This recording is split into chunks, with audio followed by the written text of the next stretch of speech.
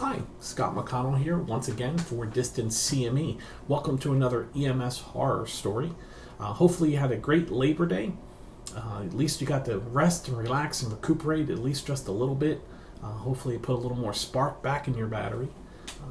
Well, I have an interesting story, and this kind of goes back to that scene safety kind of discussion we always seem to have with cases. This local EMT writes, I work for a large city on the eastern seaboard for the fire department, and one day working in a BLS unit because the medics were unavailable, we proceeded to a shortness of breath call.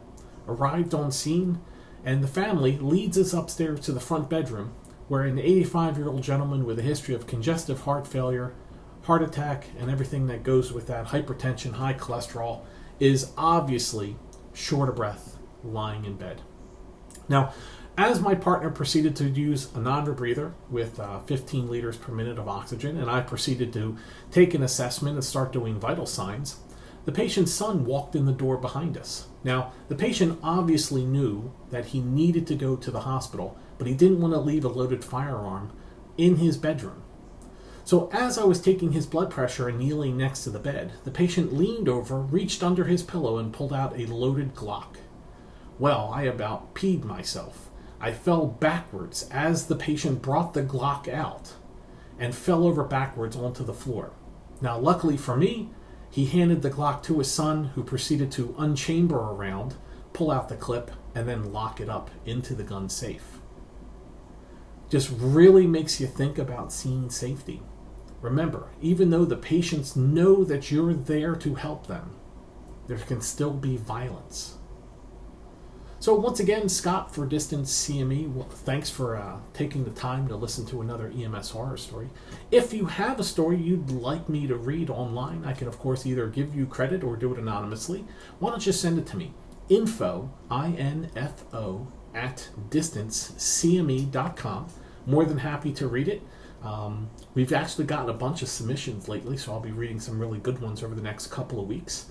And don't forget, guys, Distance CME, absolutely, positively, the easiest way to recertify. Nationally credentialed through C-SPEAMS, national registry accepted, because although we are online, all of our courses are live. Remember, that is the key between non-distributive education and distributive education. Distributive education, recordings.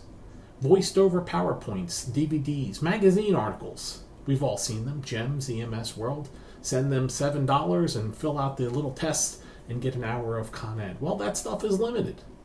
Our courses are not limited because our courses are live. Virtual instructor-led training, easily taking in 2-hour blocks of time. You never have to take a day off from work, and I don't care what schedule you work, you never have to take a day off from work to sit in a classroom again. Whether you be an individual or an entire company, we can handle parts of your training or all of your training. Check us out, distancecme.com. And once again, Scott saying thanks, and I'll talk to you on Thursday.